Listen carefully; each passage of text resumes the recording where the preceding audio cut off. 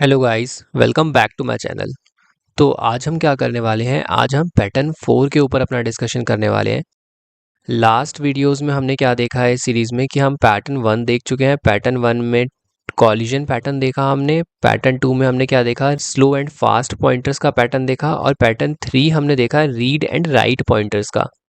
Pattern 4 में हम comparing and merging technique को देखने वाले हैं। ये 2 पॉइंटर का एक अनदर वेरिएशन है। जो लास्ट 3 पैटर्न के वीडियोस थे वो भी 2 पॉइंटर के वेरिएशन के ऊपर थी। ठीक है, why I am taking 2 pointer, क्योंकि यार एफिशिएंट सॉल्यूशन लिखने के लिए 2 पॉइंटर बहुत काम में आता है, इसलिए मैंने 2 पॉइंटर से शुरू किया है।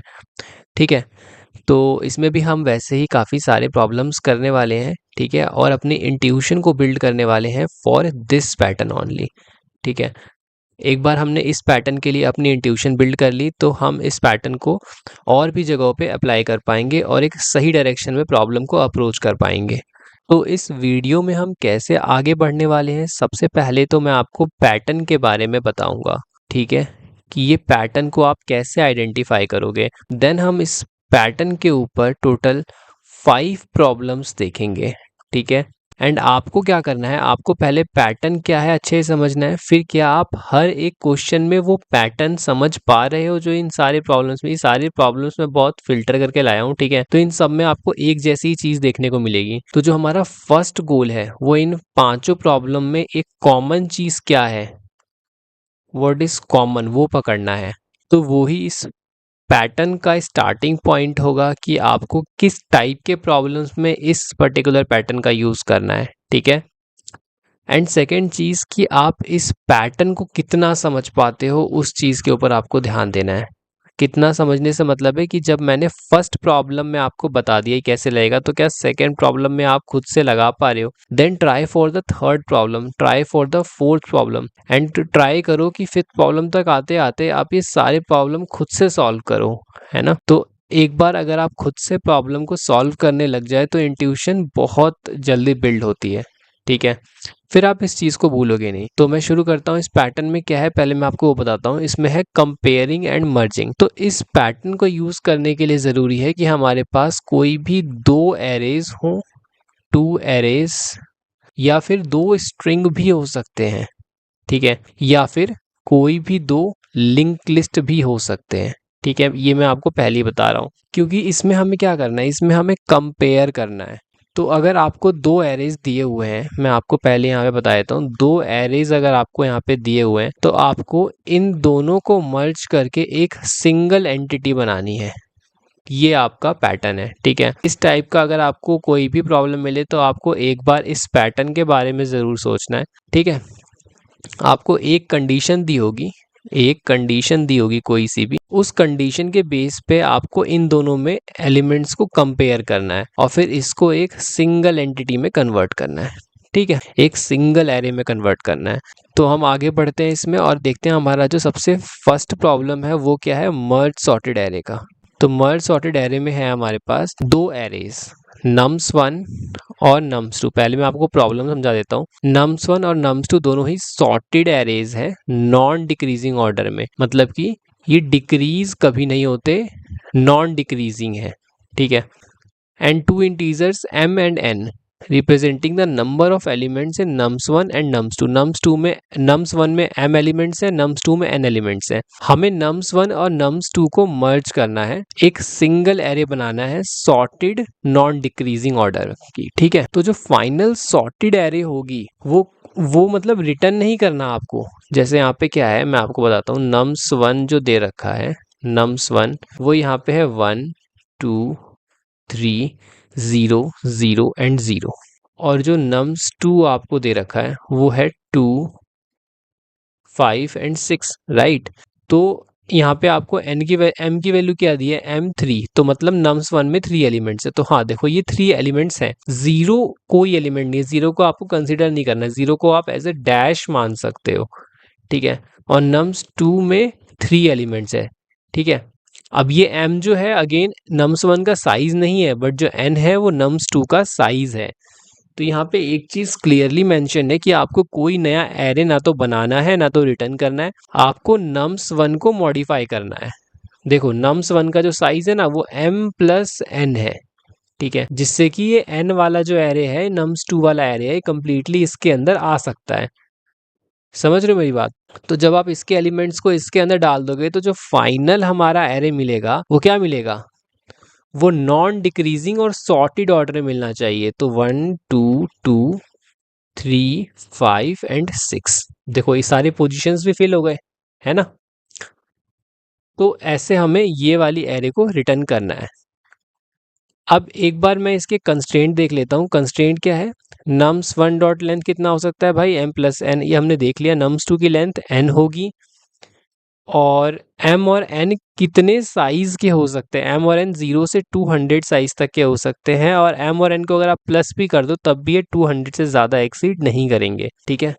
और कौन कौन से नंबर हो सकते हैं, नेगेटिव से लेके पॉजिटिव पॉजिटिव 10⁻9 तक के सारे नंबर्स इंक्लूड कर सकते हैं ये एरेस, ठीक है। अभी तो इसमें नोटिस करने वाले कोई खास कंस्ट्रेंट हमें नहीं मिला है, ठीक है, कोई स्पेशल कंस्ट्रेंट हमें नहीं मिला है, तो हम इसको ऐसे ही छोड़ देते हैं यहाँ पे। अभी अपने प्रॉब्लम पे ध्यान देते हैं, ठीक है। मैं आपको हर प्रॉब्लम में पैटर्न दिखाऊंगा, ठीक है। मेरा कोई गोल नहीं है कि मैं क्वेश्चन सॉल्व कर दूं बस, या 4 तरीकों से प्रॉब्लम को सॉल्व कर दूं, क्योंकि सीरीज बिल्कुल डिफरेंट चीज़ को गोल करती है, ठीक है। nums1 है, nums2 है।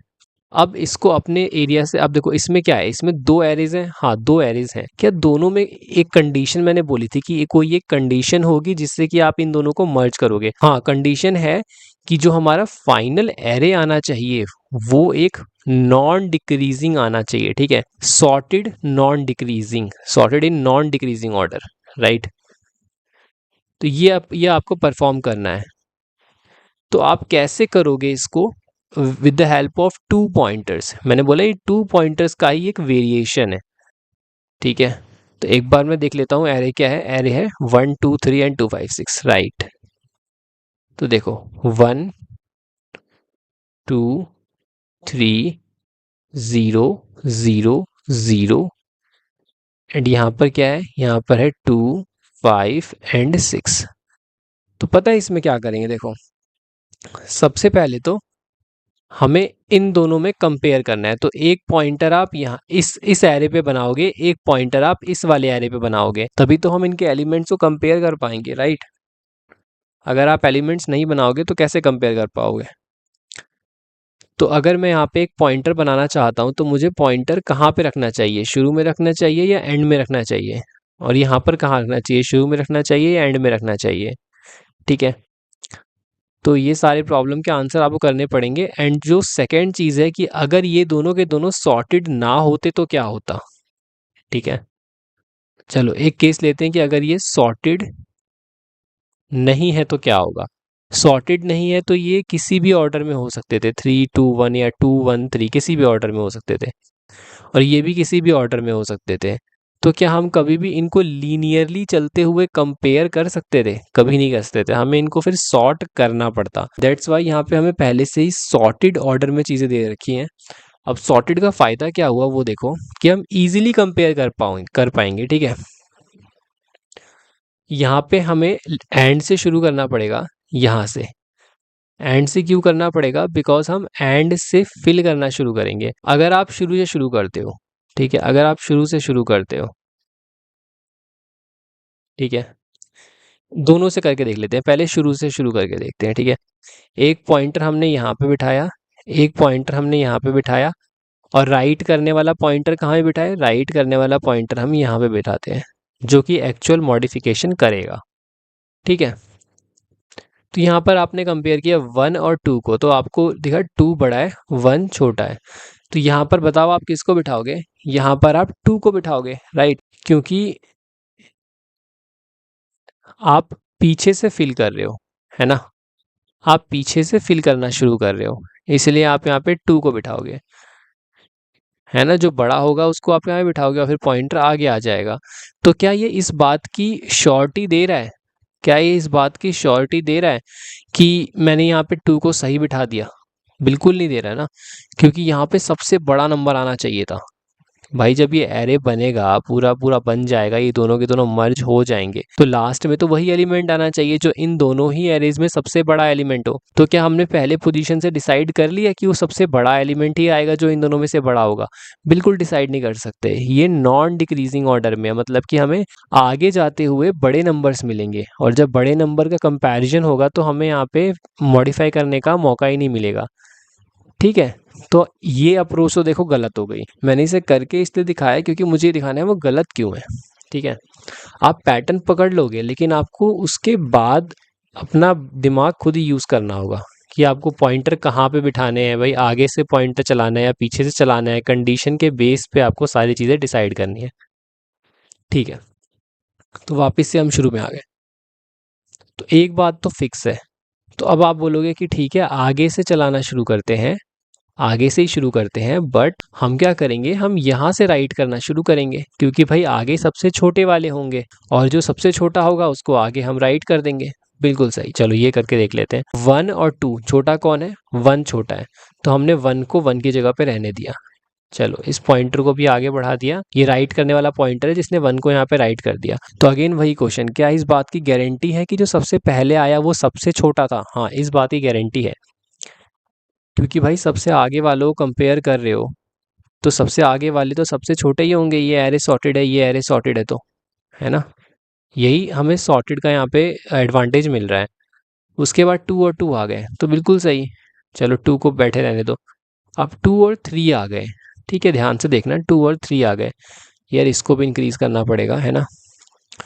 2 और 3 आ गए, ये वाला राइट कर रहा है और ये वाला, ये दोनों पॉइंटर कंपेयर वाले पॉइंटर्स हैं। ठीक है, तो 2 और 3 में से छोटा कौन है? 2 छोटा है, तो ठीक है 2 जाकर वहाँ पे बैठ जाएगा। 2 आ गया 3 की जगह पे। ठीक है, अब एक बात आप मुझे बताओ, देखो यहाँ पे आ गया हमारा राइट करने वाला पॉइंटर। अब यहाँ पे क्या कभी राइट हो सकता है? कभी राइट नहीं हो सकता। क्या ज़रूरत है? ज़रूरत भी नहीं है।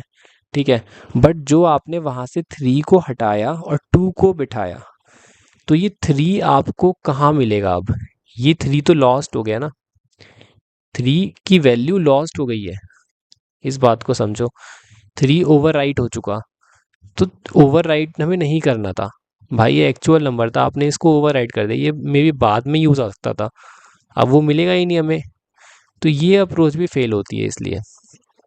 ठीक है, तो इसलिए यहाँ पे एक बाउंडेशन है हमारे पास कि भाई आपको क्या करना है, आपको लास्ट से ही राइट करना शुरू करना पड़ेगा।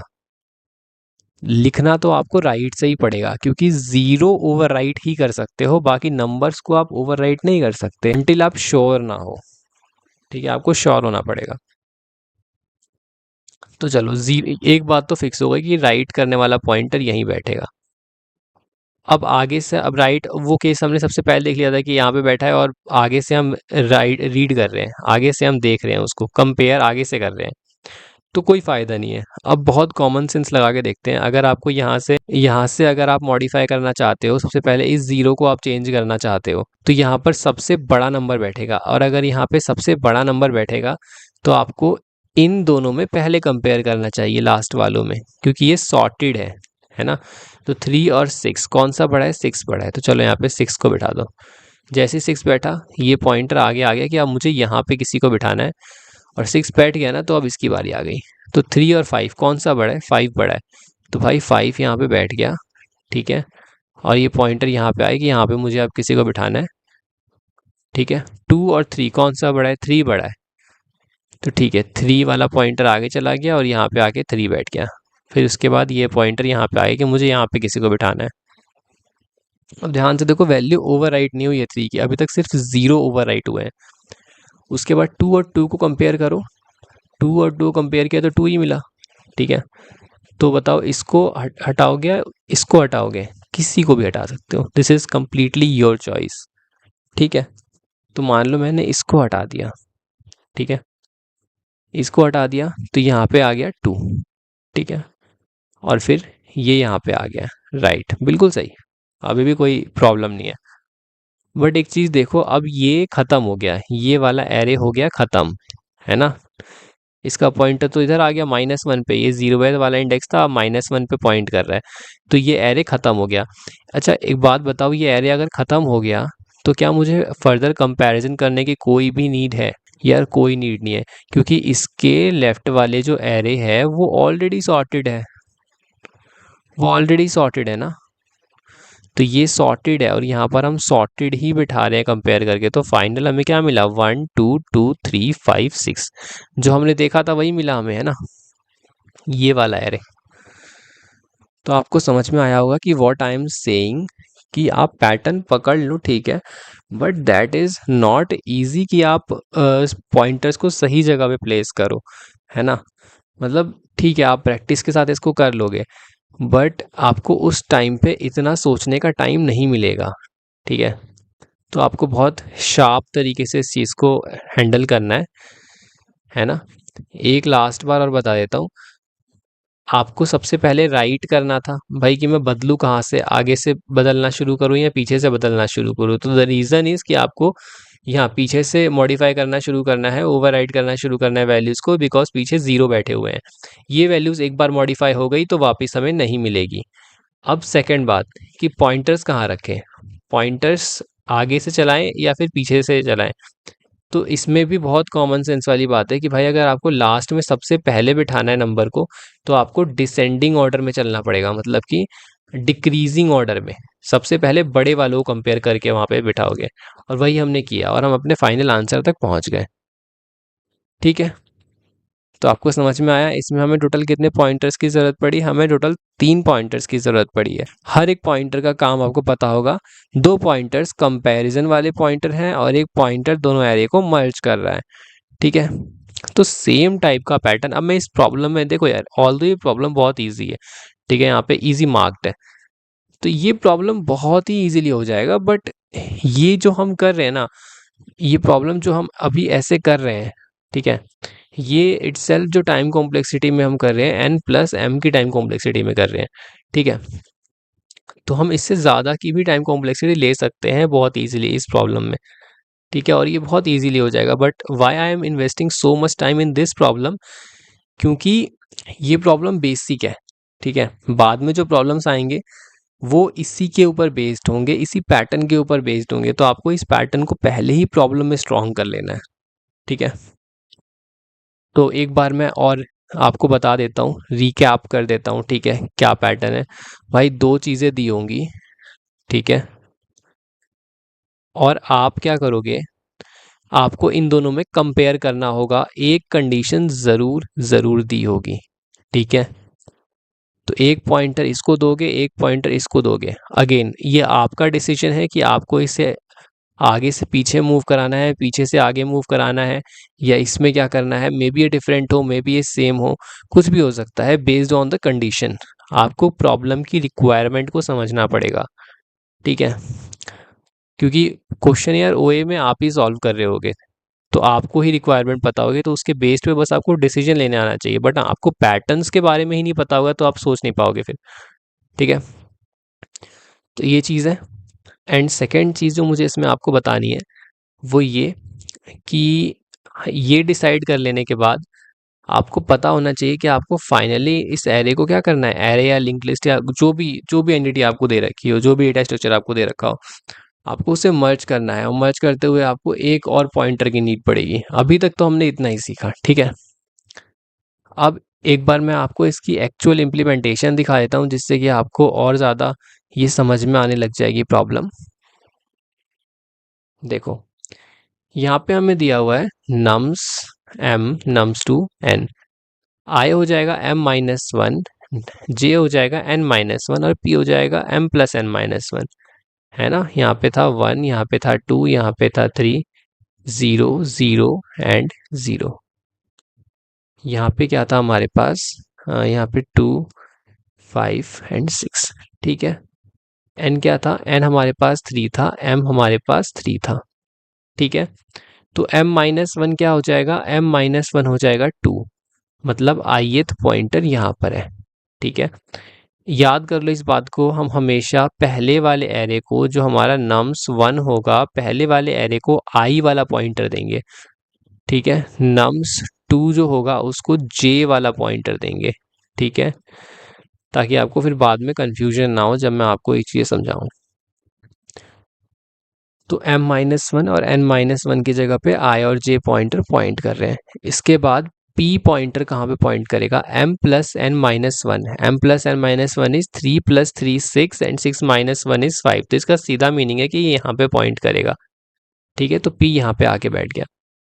अब इसके बाद जैसा हमने डिसाइड किया था, एक वाइल लूप रन हो रहा है, ठीक है, जब तक j greater than equal to 0 है। एक कैच मैं आपको और बताऊंगा इस प्रॉब्लम में, उसे भी ध्यान से सुनना। j greater than equal to 0 है, ठीक है। तो j जब तक 0 नहीं हो जाता, ये क्या है मतलब, p के लिए क्यों नहीं रखा, i के लिए क्यों नहीं रखा, j के लिए क्यों रखा, है ना। इसके लिए भी तो रख सकते हैं। ये हमने कैसे डिसाइड किया? तो बात ये है कि j का साइज पहले तो छोटा है, ठीक है। j कैन बिकम 0, ठीक है, बिफोर p। और अगर जो सबसे पहले 0 हो जाए, हमें उसी को इस वाइल में रखना है। जैसे देखो p है, p को इतना मूव करना है। अब मान लो ये सारे के सारे j यहीं बैठ जाए, ऑलरेडी सॉर्टेड हो, ये 1 2 3 लिखा है, यहाँ पे 5 6 7 होता, तो 5 6 7 ऐसे बैठ जाते, और p आपका यहाँ पे पॉइंट कर रहा होता। लेकिन j तो चला गया ना, j तो -1 हो गया, तो कंपेयर करने की नीड क्या है भाई? जब कंपेयर ही नहीं करना है तो वाइल लूप का काम क्या है फिर? समझ रहे हो? तो ये चीज़ है। अब दूसरी बात है आई की, ठीक है। तो आई ना कंपेयर कर रहा है, और जे वाले जो ये वाले एलिमेंट्स है ना, ये आकर एक्चुअल में यहाँ पे बैठ रहे हैं, ठीक है। मतलब आई वाले भी बैठ रहे हैं, बट अलग, मतलब नम्स 1 के अंदर ही तो जा रहे हैं ना। तो मेन काम आई और जे का ही हुआ, है ना। तो आप यहाँ पे लिख सकते थे, बिल्कुल लिख सकते थे, आई ग्रेटर देन इक्वल टू 0 जब तक रहे। लेकिन फिर गारंटी क्या है कि जे के सारे वहाँ पे चले ही गए, है ना। फिर गारंटी क्या है? अब आई और जे मान लो कंपेयर हुए, ठीक है। तो आई आगे बढ़ गया, ठीक है। आई आगे कब बढ़ेगा? जब आई के एलिमेंट्स बड़े होंगे। अब मान लो चलो एक केस लेते हैं, यहाँ पे रख देते हैं 5 6 7, और यहाँ पे आ जाएगा 1 2 3। फिर क्या होगा? यहाँ से कंपेयर होगा भाई, 7 यहाँ पे आ जाएगा, 7 यहाँ चला जाएगा, फिर 6 यहाँ चला जाएगा, फिर 5 यहाँ चला जाएगा। समझ रहे हो मेरी बात? तो 5 यहाँ आ गया, 6 यहाँ आ गया, 7 यहाँ पे आ गया, है ना। और यहाँ पे हमारा आई जो है -1 हो गया, आई हट गया। अब यहाँ पर अभी भी 5 6 और 7 ही तो बैठे हुए हैं। तो ये सारे के सारे यहाँ पे अभी कहाँ बैठे? नहीं बैठ पाए, है ना। बट आई क्या हो गया? आई -1 हो गया। समझ रहे हो? बट क्या ऐसा कभी हो सकता है कि जे के बैठ जाए और एरे परफेक्ट ना बना हो? ऐसा कभी नहीं हो सकता, क्योंकि इवेंचुअली जे को आकर इसमें मर्ज होना है। देखो भाई, बहुत सिंपल है, 1 2 3 है, यहाँ पे अगर 5 6 7 अगर आप रख दो, कह दो सारे ही बड़े हैं, तो ठीक है ना। जे खत्म हो गया तो खत्म कर दो ना, जे खत्म हो गया तो खत्म कर दो। क्यों खत्म कर दो? क्योंकि जे तभी खत्म हुआ होगा जब आई के बचे हुए एलिमेंट, आई वाले ये वाले सारे बचे हुए एलिमेंट इनसे छोटे होंगे, तभी तो जे खत्म हो पाया है। नहीं तो आई वाले आके इधर बैठते और जे खत्म ही नहीं होता। तो J is the most important character यहाँ पे, ठीक है। तो 5 6 7 अगर यहाँ पे रखो तो J is the right choice, ठीक है। मैं ये नहीं बोलूँगा आप यहाँ पे आई बिठा दो, भाई जे इज़ द राइट चॉइस। आप यहाँ पे एज केस भी सोच के देखो कि कल को यहाँ पे, जैसे मैं एग्जांपल से रहा हूँ ना, आप ये चीज़ देखो ना क्या कर रहा हूँ मैं, ठीक है। आप ये चीज़ देखो, मैं यहाँ पे क्या किया मैंने, ज़्यादा से ज़्यादा 5 6 7 लेके देख लिया, 1 2 3 लेके देख लिया। तो भाई लो 5 6 7, तो क्या होगा?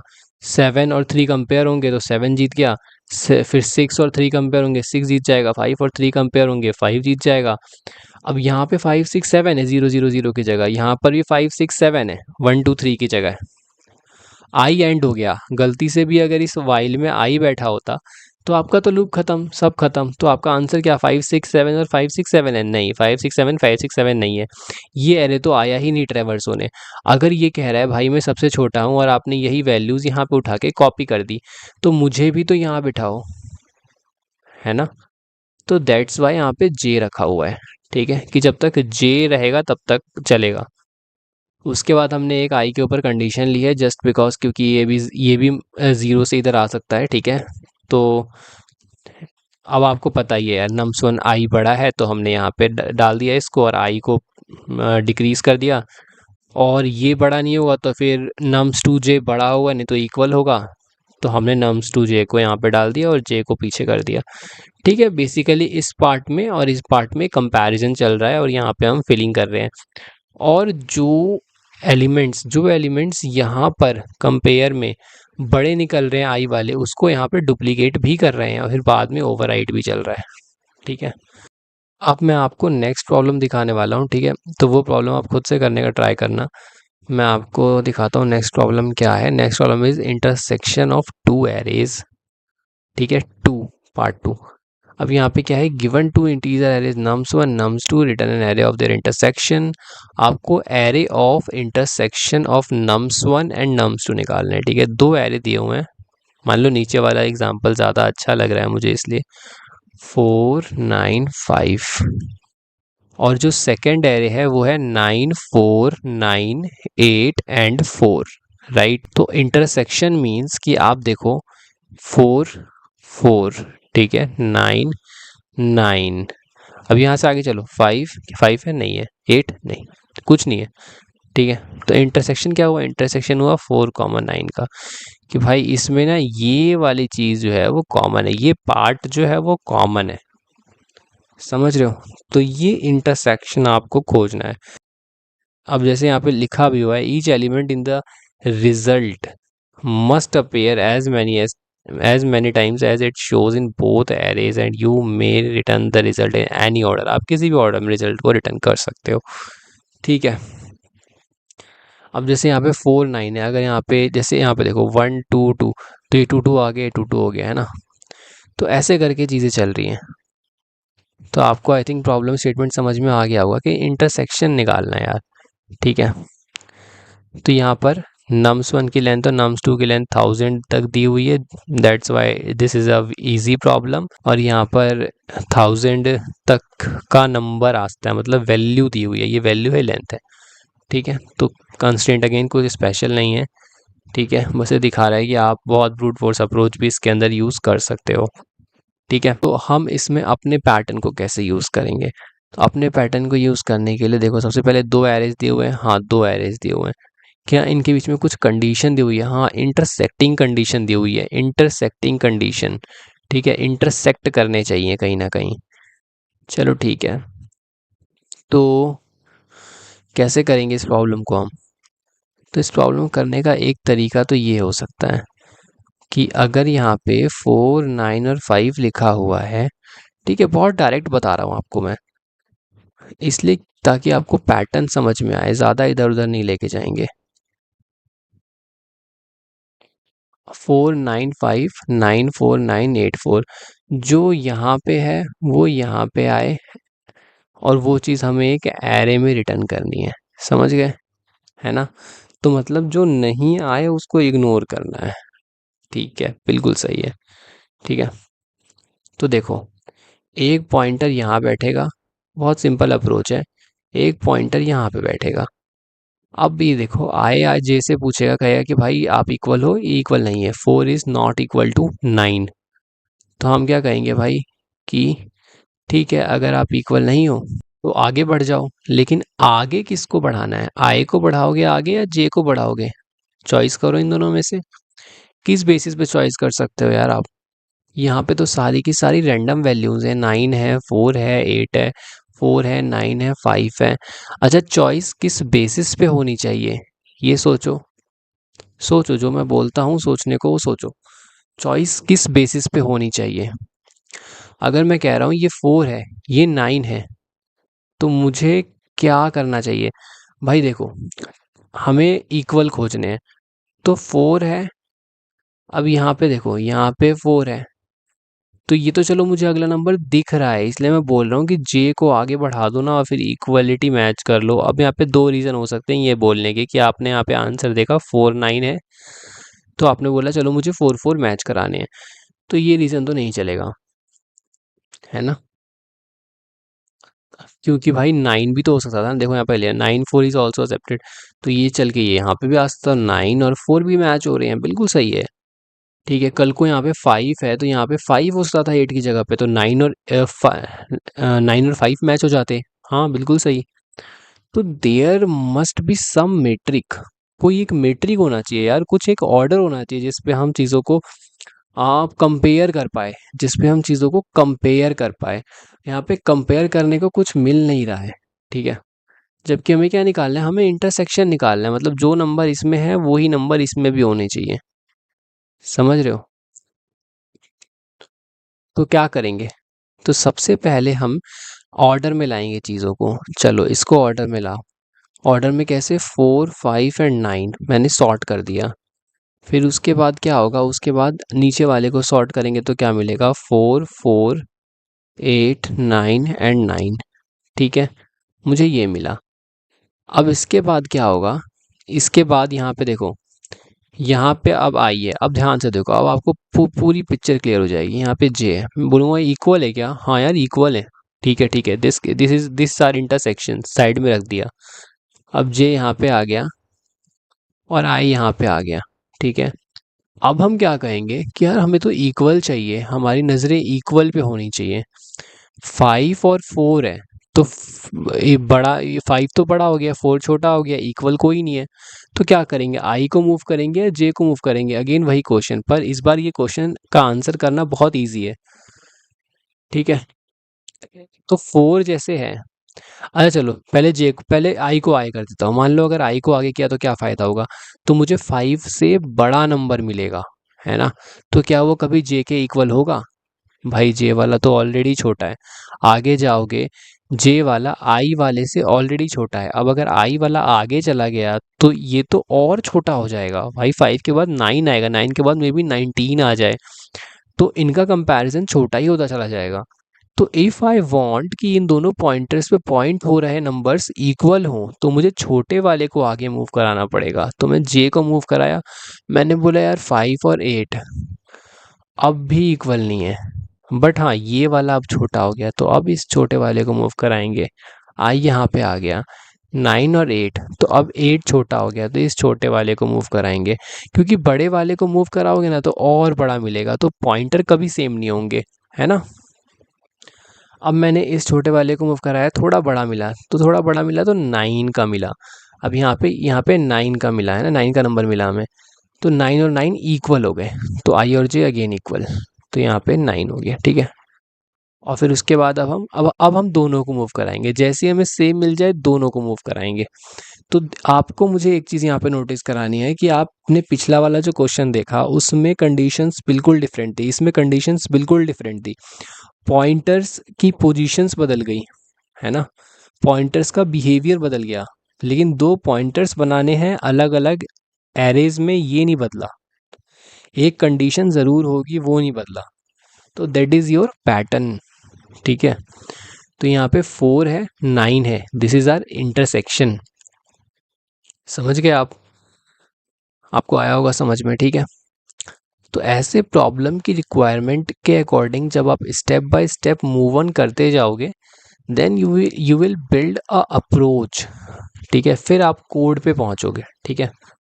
अब 4 और 9 है, बट इसमें एक प्रॉब्लम है कि मुझे एक एरे रिटर्न करनी है, मुझे एक एरे रिटर्न करनी है, एरे का साइज फिक्स नहीं होता। अब एरे का साइज फिक्स नहीं होता तो मुझे क्या बनानी पड़ेगी, एक टेम्पररी सी लिस्ट। क्योंकि लिस्ट का साइज फिक्स, सॉरी एरे का साइज फिक्स होता है, अगर मैंने बोला फिक्स नहीं होता तो एरे का साइज फिक्स होता है, लिस्ट का साइज फिक्स नहीं होता।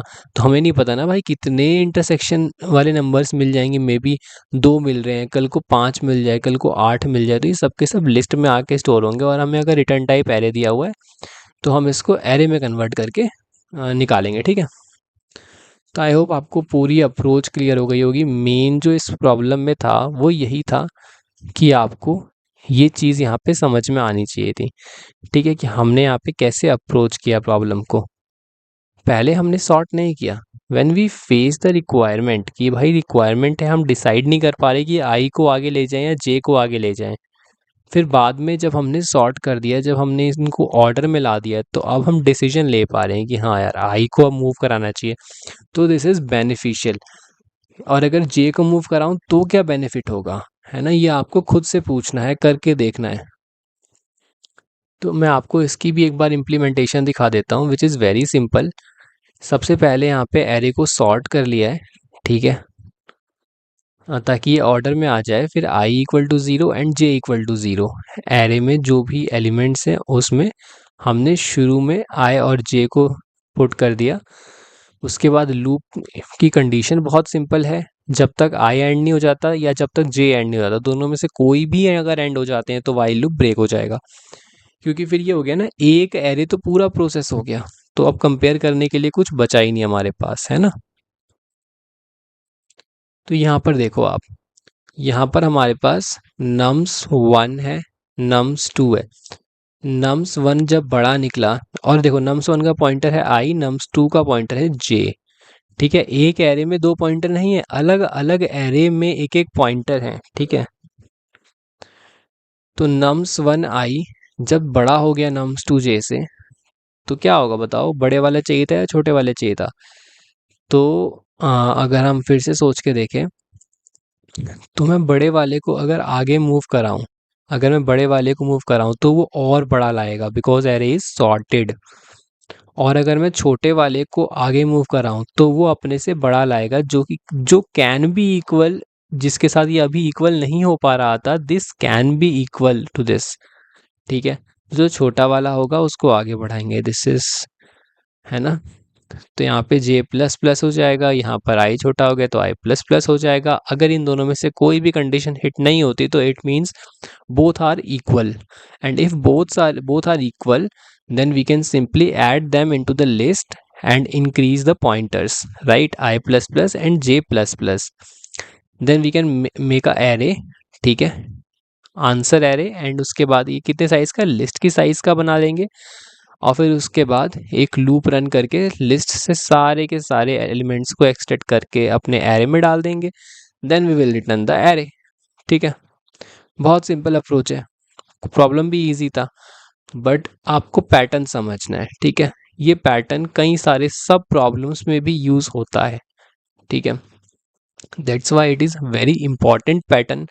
ठीक है, मैंने भी जब नौकरी का जब मैंने ओए दिया था, तो उसमें जो एक प्रॉब्लम था वो सेम पॉइंट, 2 पॉइंटर्स के ऊपर ही था, 2 पॉइंटर्स के ऊपर ही था। सो यार इट इज़ वेरी इंपॉर्टेंट। और जब आप अप्लाई करने जाते हो ना ओएज में, ठीक है, तो आप क्या करते हो, आप चाहते हो बस कोई भी एक सोल्यूशन लिख दो, तो you are approaching to brute force solution. अभी आपको ये सब बहुत ईजी लग रहा होगा, ठीक है, बट जब आप उस पैनिक कंडीशन में होगे तो ये सारी चीज़ें सोचना भी बहुत एक टफ काम हो जाता है। ठीक है ना, अच्छी कॉम्प्लेक्सिटी में अपना आंसर को लिखना। तो अब हम अपने नेक्स्ट प्रॉब्लम की तरफ चलते हैं, और जो हमारा नेक्स्ट प्रॉब्लम है, back space string compare, given 2 strings s and t. अब इस प्रॉब्लम में क्या है, हमें 2 स्ट्रिंग्स गिवन है। ठीक है, मैंने आपको बताया था इस पैटर्न में हमारे पास 2 एरेज हो सकते हैं, या तो 2 स्ट्रिंग हो सकती हैं, या तो 2 लिंक लिस्ट हो सकते हैं। ठीक है, तो यहाँ पर अभी मैंने स्ट्रिंग वाला केस उठाया है, जिससे कि ये वाला एग्जाम्पल भी बिल्कुल क्लियर हो जाए। तो पहले मैं आपको क्वेश्चन बताता हूँ, क्वेश्चन क्या है। मेरे पास 2 स्ट्रिंग्स हैं, ठीक है, जैसे यहाँ पे है A B hash C, A D hash C. ठीक है, अब ये हैश का क्या मतलब है, ठीक है, इसमें आपको ये करना है कि जैसे ही आपको हैश दिखेगा तो उसके पीछे वाला कैरेक्टर को आप एम्प्टी स्ट्रिंग से रिप्लेस कर दोगे। ठीक है, जैसे मान लो ये मैंने उठाया, ठीक है, ए बी हैश हैश, तो यहाँ पर एक बार हैश है, 2 बार हैश है, तो आप पीछे के 2 कैरेक्टर्स हटा दो, तो ये 2 आपने हटा दिए, तो ये एक आपकी एम्प्टी स्ट्रिंग बन गई। ऐसे ही सी हैश डी हैश, तो इस हैश ने इस डी को हटा दिया, इस हैश ने इस सी को हटा दिया, तो ये भी एक एम्प्टी स्ट्रिंग बन गई। तो ये क्या हो गया, ये ट्रू रिटर्न कर रहे हैं यहाँ पे। ऐसे यहाँ पे इस हैश ने इस बी को हटा दिया, इस हैश ने इस डी को हटा दिया, तो ये दोनों इवेंचुअली बन गए ए सी एंड ए सी, तो यहाँ पे ट्रू रिटर्न हो रहे हैं। ठीक है, तो वही यहाँ पे दिया हुआ है, return true if they are equal when both are typed into empty text editors hash means a back space character. ये बैक स्पेस कैरेक्टर की तरह ट्रीट होगा। ठीक है, अब यहाँ पर देखो, जो इसका कंस्ट्रेंट है वो क्या है, वो है एस की लेंथ और टी की लेंथ 200 हो सकती है। That's why this problem is very easy. ठीक है, और एस और टी जो है वो कंटेन करते हैं सिर्फ lower case letters and hash characters, और कोई कैरेक्टर उसके अंदर नहीं होगा प्रेजेंट। ठीक है। तो यहाँ पे हमने क्वेश्चन पढ़ लिया, ठीक है। ट्रू तभी रिटर्न करना है जब ये सारे हैश को प्रोसेस करने के बाद आपका एस और टी वाला जो स्ट्रिंग है वो सेम हो जाए। अगर सेम नहीं होगा तो आपको फिर फॉल्स रिटर्न यहाँ पे करना होगा, ठीक है। तो what you need to do है, कैसे आप इस पैटर्न को यहाँ पे अप्लाई करोगे, ठीक है। तो यहाँ पे हमारे पास दो स्ट्रिंग है। तो एक तो हमारे पैटर्न में है कि भाई एक पॉइंटर तो यहाँ पे आएगा और एक पॉइंटर यहाँ पर आएगा ही आएगा, है ना। तो अगर मैं एक अच्छा सा एग्जांपल लूं जिससे हम इसको एनालाइज करें कि कैसे इस पैटर्न को हम इस पर्टिकुलर प्रॉब्लम में लगा सकते हैं, तो बी एक्स जे हैशटैग, ठीक है, टी डब्ल्यू, ये मैं कुछ भी ले रहा हूँ, ठीक है, कुछ भी ले सकते हो, ठीक है। अब देखो, अब आप यहाँ पे कैसे प्रोसेस करोगे, ये यहाँ पे ये हैशटैग लिखा हुआ है, ठीक है। मैं इसको ठीक से लिख देता हूँ, एक मिनट।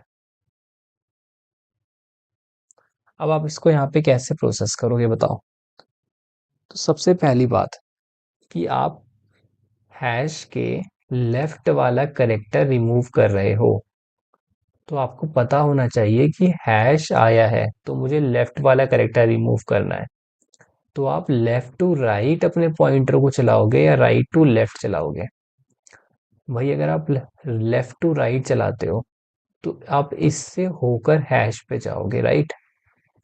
तो उसका फायदा क्या, आप जब इस पे आए तो आपको तो पता ही नहीं चला कि इसे रिमूव करना था, है ना। ऐसे ही जब आप राइट से लेफ्ट पे आओगे तो आपको पता होगा कि यस, यहाँ पे हैश आया है तो मुझे इसके पीछे वाले कैरेक्टर को रिमूव करना है। अगर डबल हैश आए हैं एक साथ तो मुझे पीछे के दो कैरेक्टर्स को एक साथ रिमूव करना है, ठीक है। अगर एक साथ चार हैश आए हैं तो मुझे चार कैरेक्टर्स को, लोअर केस कैरेक्टर्स को यहाँ से रिमूव करना है। This thing you need to understand कि पहले पॉइंटर की डायरेक्शन क्या होगी, लेफ्ट टू राइट होगी या राइट टू लेफ्ट होगी। तो ट्रेवर्सल वो चलेगा राइट टू लेफ्ट, ठीक है। तो एक पॉइंटर यहाँ पर आ जाएगा, एक पॉइंटर यहाँ पर आ जाएगा। मान लेते हैं यहाँ पे कुछ आई पॉइंटर आ गया, यहाँ पर कुछ जे पॉइंटर आ गया, ठीक है। मेरा पूरा फोकस सिर्फ इस पैटर्न को यूज करने में है, जिससे कि आपकी इंट्यूशन बिल्ड हो और आप बार बार एक ही पैटर्न को देखो हर प्रॉब्लम में, ताकि आपको एक डायरेक्शन मिले, एक इंट्यूशन बिल्ड हो आपके अंदर, ठीक है। तो उस पे फोकस करो बस। अब इसको हम और भी काफी तरीकों से कर सकते हैं इस प्रॉब्लम को, but we need to do it with this pattern only, okay. तभी आप इस चीज में मास्टर कर पाओगे। अब जैसे आई और जे यहाँ पे आ गए हैं ना, तो देखो ये सेम है, ये सेम है, फाइन, बिल्कुल फाइन है। आप ऐसा सोचो कि इसके पीछे की स्ट्रिंग को आप नहीं जानते हो, इसके पीछे की ये जो इतनी लंबी स्ट्रिंग है इसे आप नहीं जानते हो। आपके लिए तो अभी सिर्फ ये W है और ये W है, तो अभी के लिए S and T are equal and they are giving green signal. जैसे ही मैं आगे जाऊंगा तो ये टी पे आ जाएगा जे, और ये जो आए है ये भी टी पर आ जाएगा, राइट। तो T and T are equal, या ठीक है, तो अभी भी ठीक है। अभी भी हमें कोई इशू नहीं करना, इसमें इशू है ही नहीं अभी कोई, ठीक है। फिर हम आए हैश पे, फाइन। तो हैश से हमने ये इंटरप्रेट किया कि इसके लेफ्ट वाला जो भी कैरेक्टर होगा वो रिमूव होगा, ठीक है। जितनी बार हैश आएगा उतने कैरेक्टर्स लेफ्ट में रिमूव होंगे। अभी मेरे पास एक हैश आया है, राइट, ठीक है। नेक्स्ट पे गए, मेरे पास दूसरा हैश आया है। अब यहाँ पे एक डिसीजन है, क्या आप इसको भी नेक्स्ट पे चलाओगे। मे बी यहाँ पे नेक्स्ट कोई कोई कैरेक्टर आ जाए, हैश ना आए, दैट कैन बी पॉसिबल, ठीक है। तो यहाँ पर मिस्टेक है। यहाँ पर आप क्या करोगे भाई, आप दोनों को नहीं चला सकते, आप पहले एक हैश को प्रोसेस करोगे। समझ रहे हो इस बात को। तो आप जैसे ही आपको एक हैश मिला तो आपने बोला ठीक है यार, मुझे एक हैश मिला है, आपने स्टोर कर लिया, मुझे एक हैश मिला है। अब सिर्फ इस पॉइंटर पे ध्यान देना, जे वाले पॉइंटर पे। अभी आई को हमने रोक रखा है, आई अभी वहीं पे है। जैसे ही अभी आई, आप ये समझ लो हैश पे आया ही नहीं है, ठीक है। मतलब ये वाला हैश अभी प्रोसेस नहीं हुआ है। अब फिर उसके बाद हमारा पॉइंटर आ गया यहाँ पे, मुझे अगेन हैश मिला, तो मैंने क्या किया, मैंने बोला भाई मुझे दो हैश मिल गए, तो मुझे दो यहाँ पे अल्फाबेट्स रिमूव करने होंगे, दो लोअर केस अल्फाबेट्स रिमूव करने होंगे। ओके, तो जैसे ही मुझे एक अल्फाबेट मिला, तो मैंने देखा कि यार क्या इसको मुझे रिमूव करना है। आप हर एक अल्फाबेट को ऐसे देखो ना कि उसको रिमूव करना है कि नहीं करना। भाई मुझे क्या पता आपके आगे हैश मिला था या नहीं मिला था, ये मुझे कौन बताएगा, ये मुझे सिर्फ ये बताएगा। This is my one and only evidence, ये काउंट, कि भाई कितने हैश हैं। ठीक है, अगर ये जीरो होता तो हम इसको रिमूव नहीं करते। समझ रहे हो? तो अभी के लिए हम इसको स्किप कर देंगे, कहेंगे भाई आप रिमूव हो जाओ, और इस टू को हटा के हम कर देंगे वन, कि हमने एक रिमूव कर दिया तो अब सिर्फ एक रिमूव करना है। अगेन मुझे हैश मिला, तो मैंने क्या बोला, मैंने बोला इसको अगेन टू कर दो, क्योंकि मुझे दो करेक्टर्स रिमूव करने हैं। फिर आप यहाँ पर आए, एक करेक्टर, फिर आप यहाँ पर आए दूसरा करेक्टर, इसकी वैल्यू हो गई जीरो। ठीक है, जैसे ही इसकी वैल्यू जीरो हुई, तो आपने क्या बोला कि भाई मैंने दो करेक्टर स्किप कर दिया, इसकी वैल्यू जीरो हो गई, अब मैं यहाँ पे आ गया हूँ फाइनली। बस, तो आपका जे यहाँ पे आके रुक गया। अब आपको पता चल रहा होगा ये सब चीजें हवा में नहीं होंगी, इसके लिए एक अलग से लूप रन करना पड़ेगा। इस चीज के लिए एक अलग से लूप रन करना पड़ेगा। तो क्या ये लूप, ये जो लूप चल रहा था बाहर वाला, उससे अलग होगा? हाँ, उसके अंदर ही होगा। यार ऑब्वियस है ना, अगर आप आई और जे को रोक कर सिर्फ एक पॉइंटर को आगे बढ़ा रहे हो बेस्ड ऑन सम कंडीशन, तो आपको एक लूप का यूज करना पड़ेगा। और जो चीज आपने इस जे के साथ करी है वही चीज आप इस आई के साथ भी करोगे, बिकॉज बोथ आर इक्वल, है ना, बोथ है इक्वल केस। तो सेम यहाँ पर भी ये भी काउंट कर लेगा, मुझे एक हैश मिला, यहाँ पे आएगा अगेन काउंट करेगा, मुझे दो हैश मिले, फिर इसके बाद इसको जे मिलेगा, ये रिमूव करना है, हाँ भाई दो रिमूव करने हैं, तो अब एक बच गया। एक्स पे आएगा, ये इसको रिमूव करना है, हाँ इसको भी रिमूव कर दो। अब ये बी पे आ गया, अब इसके पास जीरो बच गया, अब कुछ रिमूव नहीं करना। हो गया, देखो ये भी जीरो पे आ गया, ये भी जीरो पे आ गया। दोनों के दोनों क्या सेम अल्फाबेट को पॉइंट कर रहे हैं, बिकॉज बीच वाले सारे साफ हो चुके हैं, है ना। तो यहाँ पे क्या मिलेगा, यहाँ पर हमें जो स्ट्रिंग मिलेगी वो मिलेगी बी टी डब्ल्यू। यहाँ पर क्या मिलेगी, बी टी एंड डब्ल्यू, यहाँ से भी मुझे बी टी डब्ल्यू मिलेगी। तो यहाँ पे मुझे सेम स्ट्रिंग मिल रही है, तो the answer will be true. ठीक है, समझ रहे हो आप बात यहाँ पे कैसे किया हमने इसको। Our first step is to identify the pattern. ठीक है, यहाँ पे प्रॉब्लम है, हमने उसमें पैटर्न देखा, भाई दो स्ट्रिंग दी है, दोनों स्ट्रिंग के में कंपैरिजन करना है, कंडीशन अपने पास है दी हुई है, हैश वाली कंडीशन की बैक स्पेस हो जाएगा।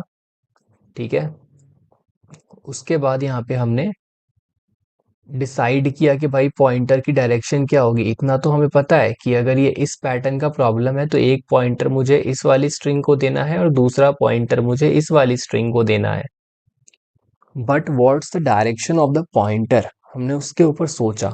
लेफ्ट टू राइट क्यों नहीं होगी, इसका जवाब आपको पता होना चाहिए। ठीक है, राइट टू लेफ्ट क्यों होगी, इसका जवाब आपको पता होना चाहिए। ठीक है, लेफ्ट टू राइट इसलिए नहीं होगी क्योंकि जो कंडीशन है वो इटसेल्फ नहीं चाहती है, क्योंकि यहाँ पे हैश है तो ये पीछे वाली वैल्यू रिमूव करेगा ना, तो हैश जब तक आप काउंट नहीं करोगे तब तक आपको कैसे पता चलेगा कि आपको कितने अल्फाबेट्स को रिमूव करना है, आपको कितने कैरेक्टर्स को रिमूव करना है वो पता नहीं चलेगा। तो आपको राइट टू लेफ्ट मूव करना पड़ेगा और हैश काउंट करके उतने कैरेक्टर्स आपको करने पड़ेंगे। देन आपने डिस्कवर किया कि जब मल्टीपल हैश एक साथ हो सकते हैं, ठीक है, मल्टीपल हैश एक साथ हो सकते हैं, तो you can always use a loop, जो कि एक बार जैसे ही कोई काउंट बढ़ेगा ना, देखो यहाँ पे वन बढ़ा, टू बढ़ा, वन बढ़ा, फिर वन कम हुआ, फिर टू बढ़ गया, तो ये जब तक काउंट बढ़ता रहेगा तब तक ये लूप चलता रहेगा, जब तक जीरो नहीं हो जाता, है ना। जब तक सारे, भाई यहाँ पे हैश हैश है, अगर यहाँ पे सीधी तरीके से दो कैरेक्टर मुझे मिल जाते मैं जीरो कर देता, लेकिन नहीं मिले, मुझे एक कैरेक्टर के बाद हैश मिला। This is a small example, इसलिए ये थोड़ा आपको लग भी रहा होगा।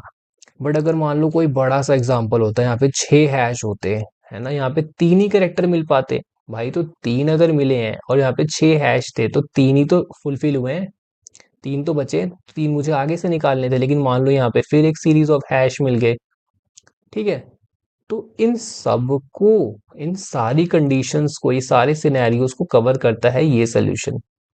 ठीक है, तो आपको समझ में आया कि ये टू पॉइंटर यहाँ पे कैसे यूज हो रहा है ना। जैसे मैंने बताया कि this is another variation of the two pointer problem.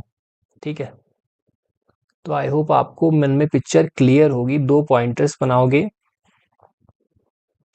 ठीक है, और उसके बाद आपको क्या करना है, इसके लिए भी एक लूप रन होगा कि ये सारे के सारे हैश प्रोसेस हो जाए।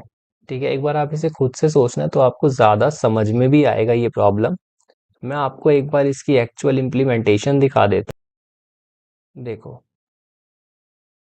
यहाँ पे हमने क्या किया, यहाँ पे हमें दो स्ट्रिंग दिए एस और टी इन पैरामीटर। हमने एन निकाला size of S, M is the size of T, and यहाँ पे मैंने आई को इनिशियलाइज किया है n-1 से, जे को इनिशियलाइज किया है m-1 से। यहाँ पर एक मेरे पास आउटर वाइल लूप है और इस आउटर वाइल लूप के अंदर मेरे पास दो इनर वाइल लूप्स हैं, राइट। ये जो लूप है हमारा, ये क्या काम करता है, ये आई को प्रोसेस करता है, और ये जो लूप है हमारा, ये जे को प्रोसेस करता है, राइट, है ना। आई को प्रोसेस करने का मतलब जो मैंने आपको बताया कि आई जब तक हैश जीरो नहीं हो जाते, तो मान लो ये आपकी कोई स्ट्रिंग है, ठीक है, यहाँ पे आपको कुछ सीरीज ऑफ हैशेस मिल गए, तो क्या कंडीशन होगी वाइल की। यार मैंने आई ग्रेटर देन जीरो इसलिए लिखा हुआ है क्योंकि भाई हैश खोजते खोजते मे बी आपका आई यहाँ तक पहुंच जाए, तो कंडीशन तो यही होगी। अब इसके बाद डिपेंड करता है कि आपको इसके अंदर हैश मिलता है या फिर नहीं मिलता है। अगर आपको हैश मिल गया, अगर आपको हैश टैग मिल गया, तो आप क्या करोगे, आप स्किप एस बना रखा है मैंने, मतलब उतने एस मतलब ये वाली स्ट्रिंग एस के लिए ये स्किप है, ऐसी टी मतलब इस वाली स्ट्रिंग के लिए ये स्किप है। स्किप मतलब अल्फाबेट स्किप करने हैं उतने। तीन मिले, मैं तीन इसकी वैल्यू हो जाएगी, जब तक मिलते जाएंगे ना हैश कॉन्जिक्यूट, तब तक वैल्यू बढ़ती जाएगी, आई जो है वो डिक्रीज होता जाएगा, बिकॉज हम राइट टू लेफ्ट जा रहे हैं। ठीक है, तो this is our first if condition. And else if में क्या लिखा है, स्किप अगर आपका ग्रेटर देन जीरो, मैंने बोला था अगर आप किसी कैरेक्टर पर आ गए, किसी another character other than hash, ठीक है, तो आपको उसे रिमूव करना है या नहीं करना, वो सिर्फ स्किप बता सकता है। ठीक है, तो यहाँ पर आप क्या करोगे, रिमूव करने के बाद आप उसको एक माइनस कर दोगे कि हाँ भाई रिमूव कर दिया है मैंने, और आई को कर दोगे माइनस, माइनस ऑब्वियस है। ठीक है, क्योंकि भाई मान लो यहाँ पे कोई कैरेक्टर भी होता तो यहाँ पे इसको जब रिमूव कर दोगे तो यहाँ से पॉइंटर आगे भी तो चलेगा ना यहाँ पे, इसलिए माइनस माइनस। ठीक है, अब देखो, अब यहाँ पे एक केस और है कि अगर आपको हैश नहीं मिलता है, मान लो कि, मान लो भाई नॉर्मल है, A B hash C D, यहाँ से शुरू हो रहा है। ठीक है, तो यहाँ पे भी ये वाइल लूप चलेगा, ऑब्वियस चलेगा भाई, i greater than equal to zero है, ट्राई तो करेगा चलने का। बट होगा ये कि हैश तो है नहीं डी, ठीक है, और दूसरी बात कि स्किप क्या, जब पीछे कोई हैश ही नहीं आया तो स्किप तो जीरो ही है, तो ये भी नहीं होगा, तो फिर ब्रेक हो जाएगी लूप। ठीक है, जैसे ही कोई ऐसा अल्फाबेट आएगा जहाँ पे हैश की सीरीज नहीं चल सकती तो लूप ब्रेक हो जाएगी। ये लूप लगाया ही हैशेस के लिए, सीरीज ऑफ हैशेस के लिए, ठीक है, कि ये अच्छे से प्रोसेस हो पाए। सेम विद दिस लूप, ठीक है, कोई डिफरेंस नहीं है, बिल्कुल सेम है। अब यहाँ पर हमने एक चेक डाला है कि अगर आपका ये सब करने के बाद आई जो है वो greater than equal to zero रहता है and J also greater than equal to zero रहता है, तो आप एक बार चेक कर लेना कि भाई दोनों पे जो वैल्यूज हैं, दोनों पॉइंटर्स पर जो वैल्यूज हैं वो इक्वल हैं या फिर नहीं है। अगर इक्वल नहीं हुई तो गेम खत्म, स्ट्रिंग इक्वल नहीं है तो रिटर्न फॉल्स किया है। और दूसरी बात कि अगर इक्वल, अगर मान लो ये दोनों greater than equal to zero है फिर तो ठीक है ना। और अगर ये आई जो है ये लेस देन जीरो है, जे भी लेस देन जीरो है, तो भी ठीक है ना। इस केस में ये दोनों के दोनों ट्रू दे रहे होंगे, और इस केस में ये दोनों के दोनों फॉल्स दे रहे होंगे। तो जब तक ये इक्वल है तब तक तो ठीक है, लेकिन जैसे ही अनइक्वल हो गए, एक खत्म हो गया और एक खत्म नहीं हुआ, तो ऑब्वियस है ना भाई कि स्ट्रिंग आपकी अनइक्वल है, तो इसलिए यहाँ पे फॉल्स रिटर्न किया है। ठीक है, और लास्ट में हमने आई और जे को राइट टू लेफ्ट मूव कराया है अपडेट करके। लास्ट में किया है ट्रू को रिटर्न। ठीक है, कि भाई अगर इस चेक में, इस पूरे वाइल लूप में अगर फॉल्स रिटर्न नहीं हो पाता है कहीं पर भी, तो फिर आप लास्ट में उसको ट्रू रिटर्न करोगे एट द एंड। ठीक है, तो अब चलते हैं अपने नेक्स्ट प्रॉब्लम की तरफ, और नेक्स्ट प्रॉब्लम है हमारा मर्ज टू सॉर्टेड लिस्ट। इसमें मैं आपको एक दो बातें और बताऊंगा। ठीक है, यहाँ पे क्या है, हमारे पास दो सॉर्टेड लिंक लिस्ट है। ठीक है, जैसे 1 2 4 सॉर्टेड है ना, 1 3 एंड 4 ये भी सॉर्टेड है। We need to merge these. तो यहाँ पे हमने दो प्रॉब्लम एरेज के देख लिए हैं, राइट। एक प्रॉब्लम हमने स्ट्रिंग का देख लिया है, अब एक प्रॉब्लम मैं आपको लिंक्ड लिस्ट का भी दिखा देता हूँ। ठीक है, तो this is a problem of the linked list, जिससे कि आपको पता चलेगा लिंक लिस्ट में भी ऐसे प्रॉब्लम्स आते हैं जो दोनों को मर्ज करते हैं। ठीक है, तो यहाँ पर हमें मर्ज करके एक सिंगल लिंक लिस्ट बनानी है जो कि सॉर्टेड होनी चाहिए नॉन डिक्रीजिंग ऑर्डर में। ठीक है, और यहाँ पे क्या लिखा हुआ है, the list should be made by splicing together the nodes of the first two list, return the head of the return the head of the merged link list. ठीक है यार, मर्ज करनी है लिंक लिस्ट को। ठीक है, अब एक बार इसके कंस्ट्रेंट को भी देख लेते हैं। कंस्ट्रेंट है कि the number of nodes in both list is in the range 0 to 50। ठीक है भाई, 0 से 50 तक के बीच में ही नंबर ऑफ नोड्स होंगे, इससे ज्यादा 50 से ज्यादा नहीं हो सकते हैं। देन यहाँ पे नेगेटिव एंड पॉजिटिव दोनों ही वैल्यूज हो सकती हैं। लिस्ट वन लिस्ट टू जो है वो सॉर्टेड नॉन डिक्रीजिंग ऑर्डर में है। ठीक है, तो अब यहाँ पे क्या करना है, this question is also very simple, पर एक बार मैं इसको जरूर बताऊंगा आपको। देखो, यहाँ पे है मेरे पास 1, यहाँ पर मेरे पास 2 है, और यहाँ पर मेरे पास 4 है। ठीक है, यहाँ पर 1 है, यहाँ पर 3 है, और यहाँ पे 4 है। अब I need to change these two linked list in a single merged linked list, right? So what I need to do is कि मैं इन दोनों का कंपैरिजन करूं। हमेशा की तरह मेरे पास दो एंटिटीज हैं। ठीक है, तो मैं क्या करूंगा, एक पॉइंटर इसको दूंगा, एक पॉइंटर इसको दूंगा। अभी के लिए आई और जे ही लेते हैं, वैसे लिंक लिस्ट में हम आई जे नहीं लेते हैं, बट फिर भी अभी के लिए हम आई और जे ही लेके चलते हैं। तो होगा क्या, देखो, बहुत एक चीज मैं आपको बताता हूँ। आपने इन दोनों में आइडेंटिफाई किया कि छोटा कौन है बड़ा कौन है ना। यार मुझे ना ये एग्जाम्पल इतना अच्छा नहीं लग रहा, क्योंकि इसमें ना वैल्यूज ज्यादा इक्वल है। मैं आपको एक अच्छा सा एग्जाम्पल देता हूँ। यहाँ पे देखो, 1 4 7 9। अब उसके बाद यहाँ पे वैल्यूज को लीव कर देंगे हम, 2 6 10 12, ऐसा कर लेते हैं ना, ये थोड़ा ठीक लग रहा है। तो इसके बाद देखो यहाँ पे क्या हो रहा है, 1 पे होगा एक पॉइंटर हमारे पास, और 2 पे होगा हमारे पास इस वाले पे एक पॉइंटर। ठीक है, अब ये एरे की तरह क्यों नहीं है। सबसे पहली बात, एरे में हमारे पास ये नोड्स नहीं होते थे, और nodes are different and array cells are different thing.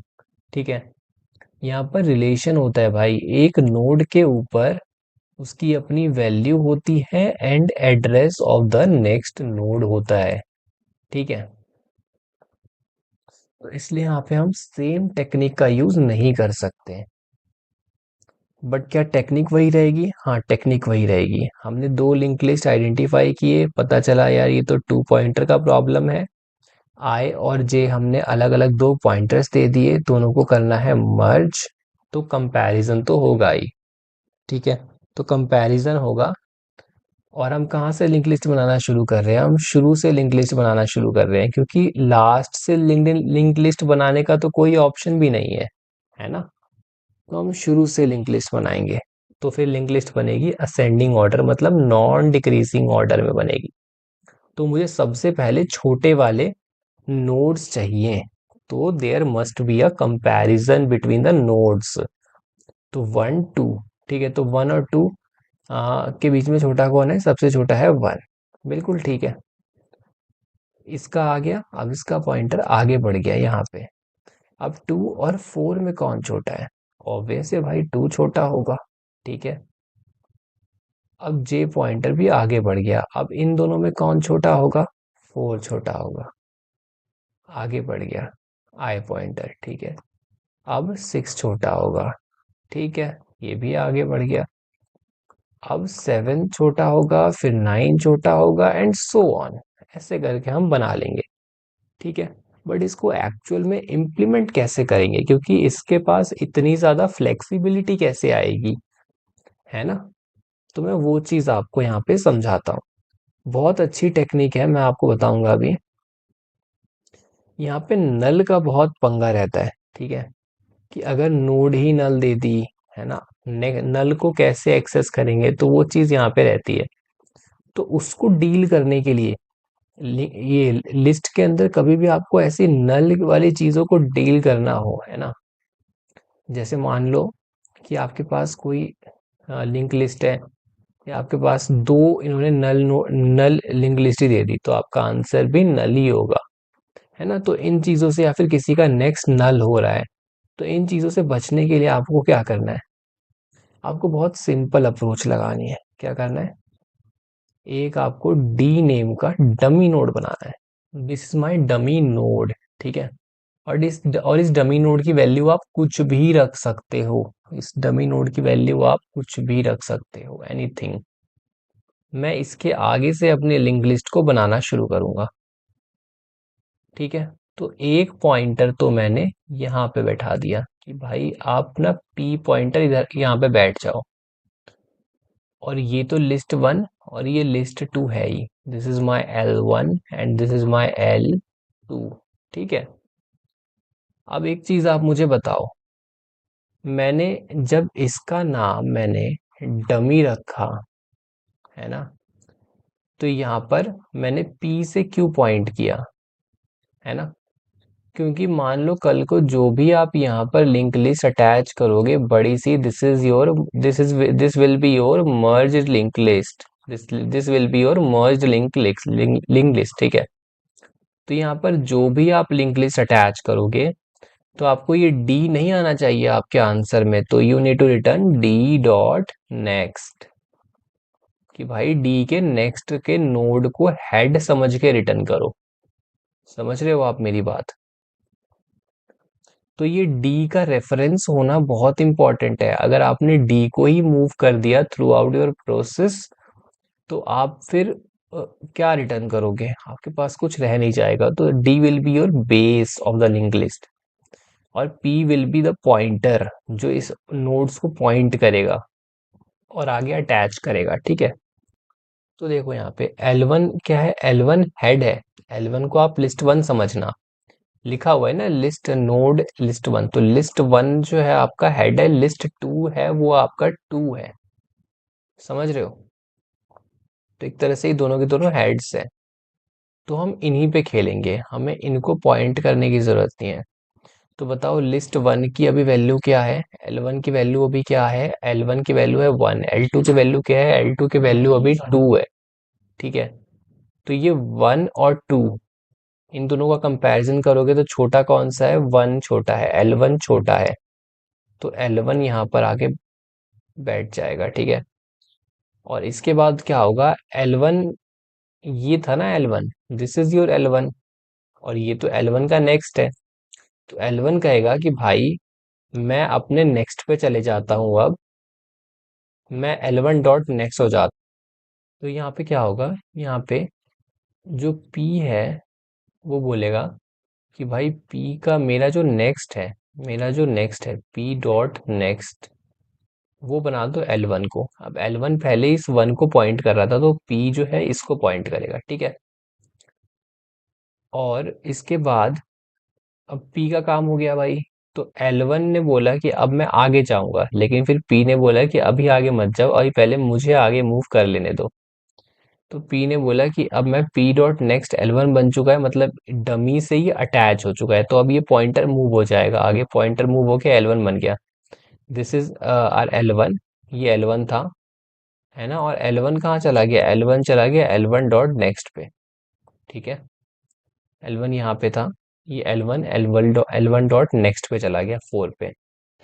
तो अब हमारी फाइनली स्टोरी है, P आ चुका है 1 पे, L1 आ चुका है 4 पे, ठीक है। और ये बार बार रन होगा। अब दोबारा से L1 L2 में कंपैरिजन होगा 2 एंड 4 में, ठीक है। तो 2 एंड 4 में 2 छोटा है, तो अब 2 अटैच होगा। तो अब क्या होगा ना, अब देखो, अब P का जो नेक्स्ट बनेगा वो कौन बनेगा? P का नेक्स्ट L2 बनेगा, है ना। P का नेक्स्ट L2। तो P का नेक्स्ट यहाँ पर मैं 2 को बना देता हूँ, ठीक है। अभी इसके आगे सब कुछ जुड़ा हुआ है। अब इसके बाद मैंने क्या किया, मैंने बोला P को ना L2 बना दो। P मूव किया, P यहाँ पे आ गया, ठीक है। और इसके बाद मैंने क्या बोला, मैंने बोला अब L2 का काम हो गया, अब L2 को आगे मूव करा दो, L2 डॉट नेक्स्ट। तो L2 यहाँ पे पॉइंट कर रहा था, अब यहाँ पॉइंट नहीं कर रहा है, अब L2 यहाँ पे पॉइंट कर रहा है। तो L1 अब 4 7 9 हो चुका है, L2 अब 6 10 12 हो चुका है। समझ रहे हो? और देखो यहाँ पे ऐसे करके आपकी जो लिंक लिस्ट है वो आगे बढ़ती जाएगी। आई होप आपको ये चीज़ समझ में आई होगी, ठीक है। अगर आपको नहीं आई तो मैं एक बार और दिखा देता हूँ। L1 अब 4 को पॉइंट कर रहा है, L2 अब 6 को पॉइंट कर रहा है, दोनों में कंपैरिजन होगा, L1 छोटा निकलेगा। अगेन वही चीज़ होगी, P का नेक्स्ट हम किसको बनाएंगे? 4 को बनाएंगे। फिर उसके बाद P को हम यहाँ ले आएंगे, और फिर उसके बाद हम कहेंगे भाई अब आप नेक्स्ट पे चले जाओ।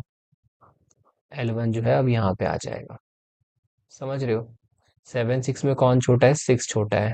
तो L2 को हम यहाँ बिठाएंगे, है ना, आगे। और फिर उसके बाद P को यहाँ बिठाएंगे, और अगला स्टेप होगा L2 को आगे बढ़ा देंगे, ठीक है। तो ऐसे करके हम अपनी पूरी की पूरी मर्ज्ड लिंक लिस्ट बना लेंगे। और जो डमी नोड है, डमी नोड के नेक्स्ट को रिटर्न करेंगे, तो हमारी फाइनली मर्ज लिंक लिस्ट रिटर्न हो रही होगी। आई होप मैंने आपको इसे अच्छे से समझाया होगा कि इसमें हमारा पैटर्न कैसे काम कर रहा है, ठीक है। मैं आपको एक बार इसकी इम्प्लीमेंटेशन दिखा देता हूँ, तो आपको ज़्यादा अच्छे से समझ में आएगा। सबसे पहले मैंने यहाँ पे डमी नोड बनाई है, ठीक है, जिसकी वैल्यू मैंने -1 दे दी है, ऐसे ही कुछ भी दे सकते हो। अब एक पॉइंटर, जैसे मैंने बोला था, एक पॉइंटर बनाऊंगा डमी को पॉइंट करने के लिए, ठीक है। उसके बाद लिस्ट 1 जब तक नल नहीं हो जाता, या फिर लिस्ट 2 जब तक नल नहीं हो जाता, कोई भी नल हो जाएगा, लूप ब्रेक हो जाएगा। किसी भी एक के नल हो जाने का मतलब ये है कि भाई अब आपके पास कंपेयर करने को कुछ रह नहीं गया है ना। This is your L1, this is your L2, मान लो ऐसा कुछ। L1 खत्म हुआ, तो अब L2 का कंपैरिजन करोगे क्या बैठ के? मान लो ये इतना लंबा भी होता है L2, तो भी, तो यहाँ तक के हो गए ना कंपेयर। तो भाई हो गए तो हो गए, मान लो यहाँ से यहीं तक का कंपेयर हुआ हो, ये सारे के सारे छोटे निकल गए हो, तो ये पहले आ गए हो, उसके बाद ये इनमें कहीं फिट हो गए हो, है ना। तो इनका क्या होगा? तो ये सारे के सारे तो मतलब पता ही है ना, ये सब के सब बड़े हैं और सॉर्टेड है। तो हम व्हाट वी वांट कि हम यहाँ से इसको अटैच करवा दें, है ना। समझ रहे हो? जैसे यहाँ पे मान लो 1 है, 3 है, 7 है। ऐसे ही अगर आपका L2 ले लो, 2 आ गया, 4 आ गया, 9 आ गया, 10 आ गया, 11 आ गया, 12 आ गया। समझ लो ये L2 हो गया, ठीक है। तो आफ्टर ऑपरेशंस हम क्या करेंगे? 1 2 3 4 7। देखो यहाँ पे आ गए हम। अब जैसे ये नोड इधर आएगा, लूप एंड। अब लूप एंड तो व्हाट वी वांट, हम क्या चाहते हैं? और यहाँ पे एक आइटरेटर यहाँ पे है 4 पे, तो हम चाहते हैं भाई 4 के आगे वाला, मतलब ये पूरा का पूरा पार्ट जो है शांति से आके यहाँ पे अटैच हो जाए, 9 10 11 12। ये ऑलरेडी सॉर्टेड है और इन सबसे बड़ा होगा। तो वही यहाँ पे क्या है कि अगर इस लूप में कोई भी लिस्ट नल नहीं होती है ना, लिस्ट वन अगर कोई भी हो सकता है, देखो हमें आइडिया नहीं है, लिस्ट वन भी नल हो सकता है, लिस्ट टू भी नल हो सकती है। तो लिस्ट वन अगर नल हो जाती है पहले, है ना, अगर हाँ, तो लिस्ट वन अगर नल हो जाती है तो मैं लिस्ट टू को ऐड करा दूंगा पी के नेक्स्ट में। पी याद है आपको कौन सा था? पी आपका मेन मर्ज लिंक लिस्ट में जो पॉइंटर है वो जो ऐड करवा रहा है ना।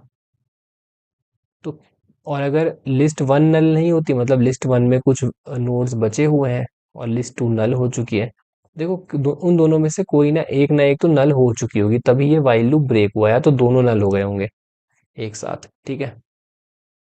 तो जो भी पहले नल हो जाएगा तो उसके ऑपोजिट वाला, यहाँ पे ये नल नहीं हुआ तो ये आके अटैच हो जाएगा। अगर लिस्ट टू नल नहीं हुई तो लिस्ट टू आके अटैच हो जाएगी पी डॉट नेक्स्ट में। P is your merge link list pointer, ठीक है।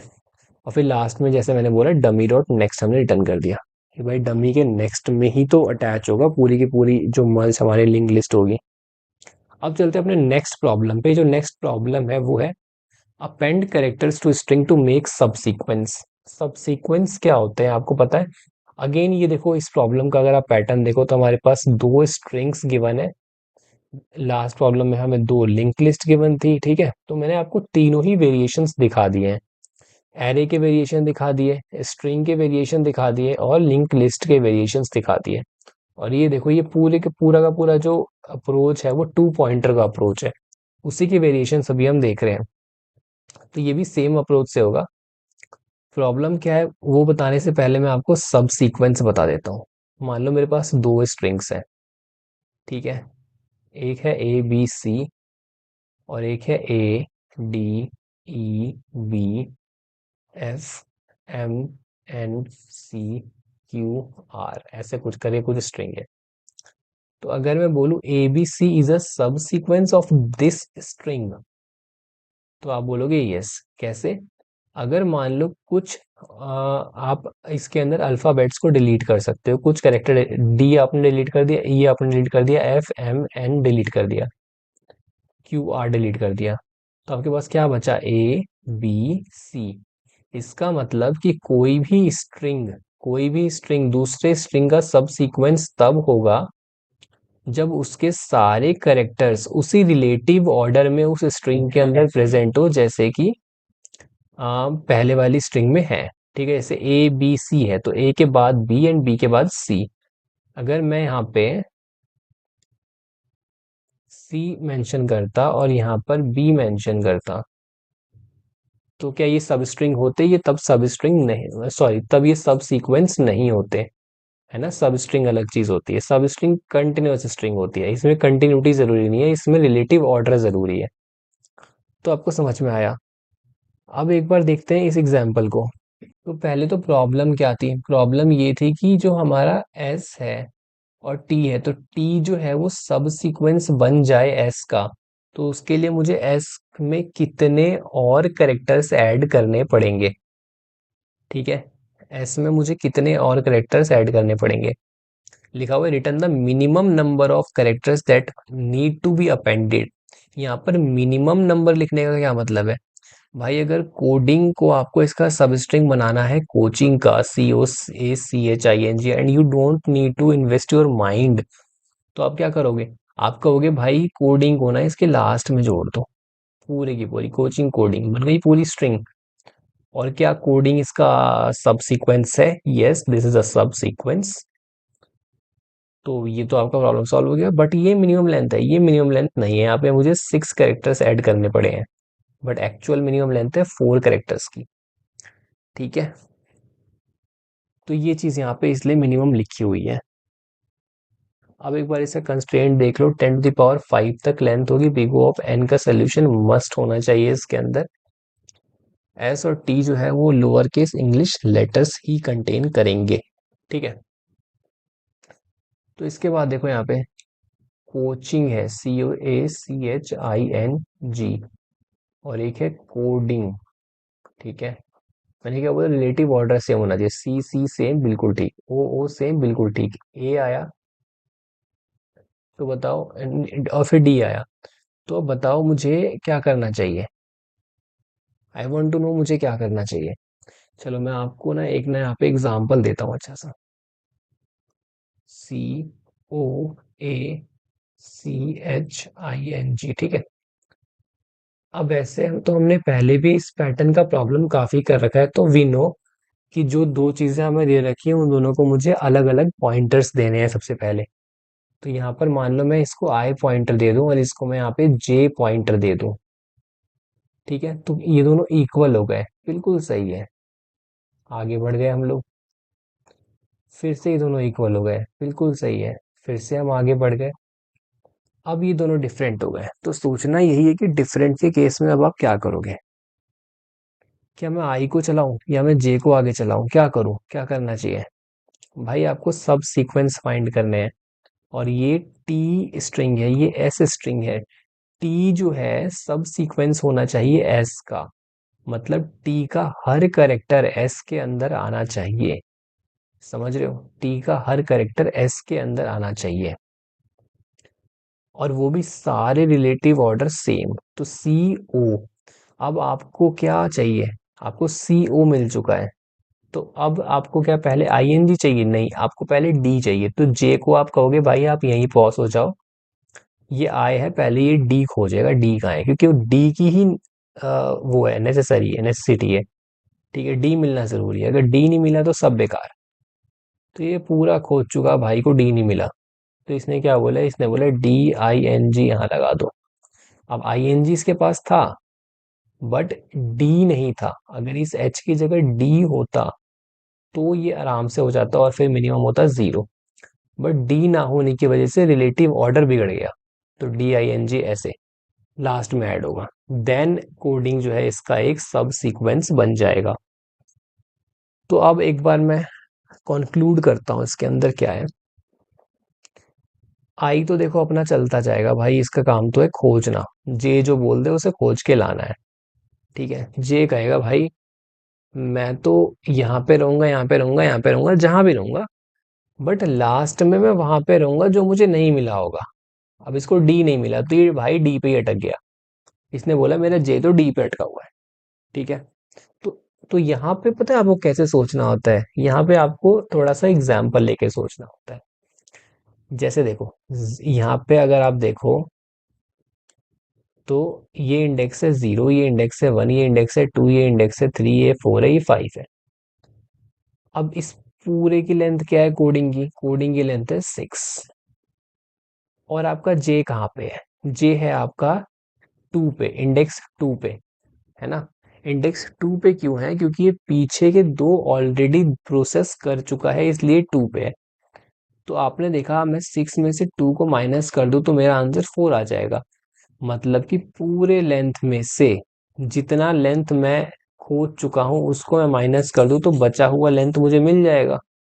और यही तो मुझे निकालना है कि मैं कितने कैरेक्टर्स को ऐड कर दूं एस के अंदर, कि टी जो है वो एक सब सीक्वेंस स्ट्रिंग बन जाए एस का। तो यहाँ पे मुझे क्लियरली मेरा आंसर मिल रहा है कि मुझे टी के लेंथ से, लेंथ ऑफ टी में से मुझे जे को माइनस करना है, and this will be my answer. ठीक है, मैं आपको एक बार इसकी इम्प्लीमेंटेशन दिखा देता हूँ, आपको ज्यादा समझ में आएगा इससे। आई और जे मैंने दो पॉइंटर्स बनाए हैं, वाइल लूप रन किया है जब तक आई जो एस डॉट लेंथ के से कम है, और जे, ये तो यार मतलब ऑब्वियस बात है, राइट। भाई आई और जे दोनों के दोनों अपने अपने स्ट्रिंग की लेंथ से तो कम ही होने चाहिए। इसके बाद अगर इक्वल होते हैं, ध्यान दो हमने क्या कहा था, जब इक्वल होंगे सी और सी इक्वल मिले थे तो हमने आई को भी मूव कराया था और जे को भी मूव कराया था कि भाई सही है, इक्वल मिल गए, आगे चलते हैं। ठीक है, मेन काम है ये टी वाले को पूरा करना। ठीक है, तो आई भी चला जे भी चला, एल्स अब जैसे ही इक्वल नहीं हुए तो अब काम है आई के चलने का, कि जा भाई जे जिसको पॉइंट कर रहा है वो खोज के ला। अगर नहीं है तो फिर जे से लेकर एंड तक, अगर ये स्ट्रिंग है और जे यहाँ कहीं पॉइंट कर रहा है तो जे से लेके एंड तक ये पूरा मेरा आंसर हो जाएगा, जो भी लेंथ होगी। मैंने देखा भाई एस की लेंथ में से ये जे को माइनस कर दो तो ये लेंथ आपको मिल जाएगी, तो यहाँ पे हमने रिटर्न कर दिया। ठीक है, तो ये था आज का पैटर्न वीडियो। ठीक है, तो आई होप मैं आपको ये पैटर्न ज़्यादा अच्छे से बता पाया हूँगा। हमने टोटल 5 प्रॉब्लम्स किए इसके अंदर, जिसमें कि मैंने स्ट्रिंग भी कवर किया, लिंक लिस्ट भी कवर किया और एरे भी कवर किया। तो अगर इस टाइप का प्रॉब्लम आपके सामने बाद में आता है तो आप आइडेंटिफाई कर पाओगे कि आपको ये पैटर्न यूज़ करना है या फिर नहीं करना। और अगर आप ये पैटर्न यूज़ नहीं भी कर पाए बट आपने इसके बारे में सोचा, तो ये कभी ना कभी आप यूज़ कर ही दोगे जब भी आपके सामने ही प्रॉब्लम आएगा तो, है ना। और आपको एक चीज़ पता है कि टू पॉइंटर्स हमेशा ऑप्टिमल सॉल्यूशन देता है, ऑप्टिमाइज सॉल्यूशन देता है ना, without using any extra space. तो आपको ये यहाँ पे एज मिलता है सीखने का। ठीक है, तो यार मिलते हैं नेक्स्ट वीडियो में। बाय।